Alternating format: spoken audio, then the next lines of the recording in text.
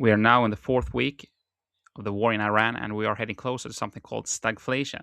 You can read a lot out there in economic outlets about stagflation, and today I'm going to walk you through what this basically means, the key drivers at the moment, and also going to take you back to the 1970s because there are a lot of similarities here, but also some differences that we need to understand to have the tool we need heading forward. And also, we're going to use this moment in time to analyze the markets and see if this is something that can make or break the marketplace. There are a few triggers at the moment behind the rising concern regarding stagflation. Firstly, we have this war that is very close to something called the Strait of Hormuz, and this is a path in the sea next to Iran and between Iran and Qatar and a couple of other countries, Saudi Arabia, etc. And a lot of the world's liquid natural gas and oil is going through the Strait of Hormuz. And this war we have at the moment are basically disrupting this way of supply for especially oil, but yeah, also what we call LNG, liquid natural gas, and this is increasing the prices because the supply of oil and gas is getting lower, but the demand is still at the same place, and basically this is pushing prices up. So that is the first driver. We are gonna have higher prices for this type of energy around the world, and what that leads to is second order consequences.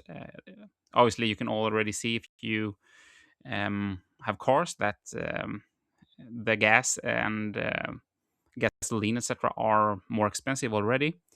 And I've seen, for example, in Sweden that we already have 25% higher prices to fill up your cars. So that is one thing. You can feel the inflation straight when things like this happen. And yeah, that is not strange because we have seen some spikes in oil prices going up from between, I don't know where we started before the war, between 50 to $100, and now we are heading towards $150 per barrel. So that's the first step. And why is it so sensitive? That is oil we're talking about. Yeah, basically all the transportation around the world needs oil. We have not electrified the world as much yet. There are just a few countries that have green energy, for example, power through wind, solar, water, etc. So a lot of countries still use these type of energy sources. And when we have 20% of the world's supply going through a specific place and that is basically shut down, we will have big consequences, especially if that's long term. We also have a lot of food that are using fertilizer, logistic, and manufacturing, obviously. So we have a lot of increases in cost around the economy, but the demand for people is still the same, and that will push the inflation up. So that's the first driver here. And to have stagflation, we also need to have a growth that is stagnant or maybe slowing down. And what people fear here is that because of the higher prices and the demand still the same, we will have a situation where people need to put more money to buy basic products like food and gasoline, and they will not have any money left to buy that extra type of products that will drive the economy. For example, new computers, mobile phones, etc. long term, and that will decrease productivity and therefore the growth of countries. Like for example, when you measure growth as a part of BNP, for example, maybe you need to revisit your numbers and make them lower, and that in turn will make companies maybe cut their workforces, etc., and we'll have that negative spiral. So stagflation is not very positive for any country. So that is the main fear at the moment. Stagflation also makes it harder to have an effective monetary policy. To have effective monetary policies from the central banks, they need to have a toolbox that is effective, that will impact the markets in useful ways. But when you have both high inflation and at the same time very slow growth, it gets hard for the central banks to really do something with that situation, because usually when the growth is very slow, they will just decrease the rates, and that therefore banks and other entities will have cheaper loans, which can in turn makes it easier for them to have a lot of money supply, and therefore loan more, grow faster, inject more money, more ideas, and it will be cheaper to start new companies, etc., etc. Also for everyday people, it will be cheaper to buy a new homes, etc., because you can borrow more money. On the other hand, if you have very high inflation, often central banks want to increase the interest rates. You have seen this, for example, after the pandemic. A lot of um, central banks, they increased the rates very fast because we did see a massive inflation shock, because of a lot of money was printed to mitigate the risk of the pandemic. And that, yeah, to just slow down that inflation, they increased the interest rates instead, which made the money supply tightened and the demand for growth also decrease. So they have these type of tools. But what happens when you have high inflation, on the other hand, that needs higher rates, but also very slow growth, on the other hand, that needs lower rates? They are kind of stuck. And we did see, I think it was just yesterday, that the Federal Reserve, the central bank of the United States of America, they just kept the rates steady. So they are afraid to do anything at the moment. And we have the same thing here in a lot of central banks in Europe. So are we heading to the same place as the oil crisis of 1973 and the stagflation after that? I would say the situations here are quite different, even though we might head towards stagflation anyway.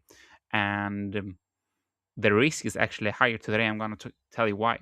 So what happened 1973 was that this area, OPEC, with Iran, Iraq, etc., Middle East, they were cut off from the price fixing scheme of oil at that moment. So the prices of oil were artificially pushed down very much by the big companies of the United States of America, for example. Well, they made up their mind that this is not possible anymore. We need to be able to earn money on our supply down here in the Middle East. So they made up their mind to increase the prices by, I think, threefold or something like that in the Middle East.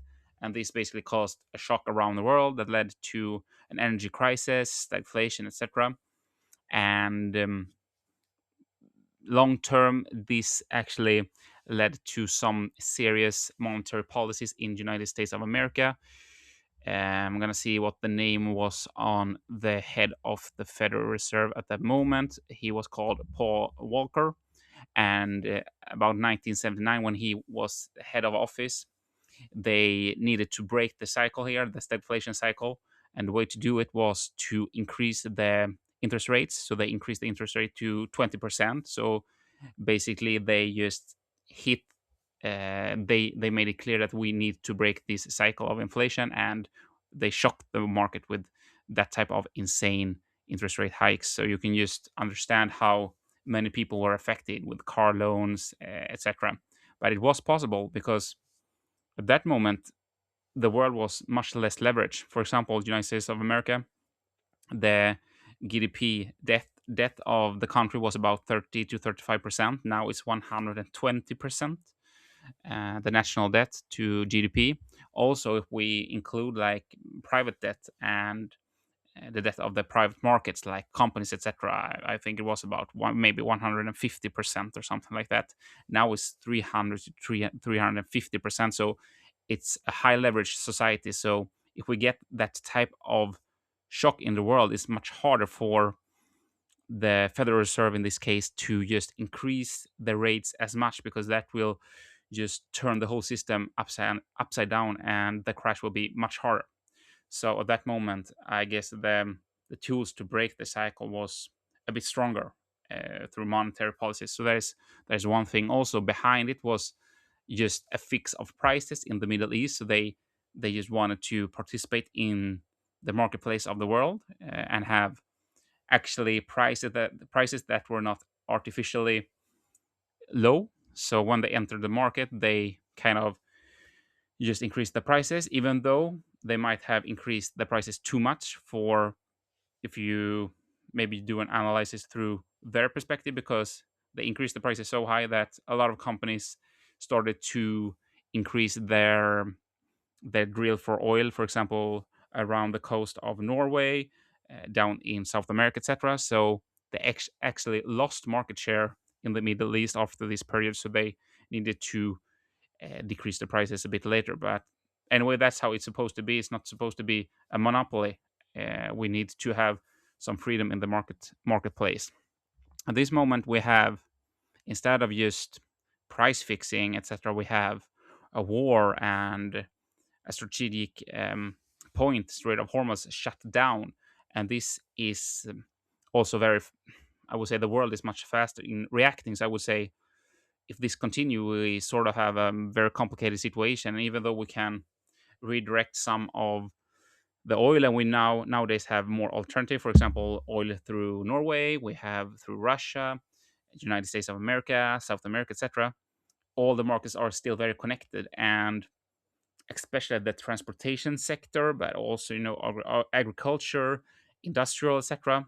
They will be very very impacted by this crisis, and because we still have so high national debt around the world in a lot of countries after the pandemic, and we haven't really get that money supply down to healthy levels yet, and the debt levels of countries down to healthy levels, we are not ready for this inflation and potentially stagflation crisis at this moment in time. Is just not where we want to be at the moment. At the moment, we want to be able to decrease the interest rates and have some growth and use technology, artificial intelligence, a lot of money to just innovate our way forward out of this slow growth that we see in the Western world. But now, when we have this situation, a lot of the potential of, for example, new technology will be a lot harder to innovate fast enough, because we will not have enough money supply to inject in that growth. And just a little insight there, a lot of the investments in these tech projects, for example, Stargate, artificial intelligence, etc., that is money from Saudi Arabia, from Qatar, from different states of different parts of Asia, and they are very affected by the crisis at the moment. And basically, Iran has the potential to continue to shoot a lot of missiles around this area that will affect the Strait of Hormuz and other areas where for a long time forward. So I would say the situation is a bit complicated, and we will see where everything goes here. But this is actually why we have some issues regarding stagflation at the moment that are closing in, and we need to have a solution long term for this. And it's quite hard because the whole world is very interconnected, and we have a lot of high leverage debt around the world that is quite sensitive for this type of movement. So yeah, that was it. That was what I wanted to talk about today, and thank you very much for tuning in.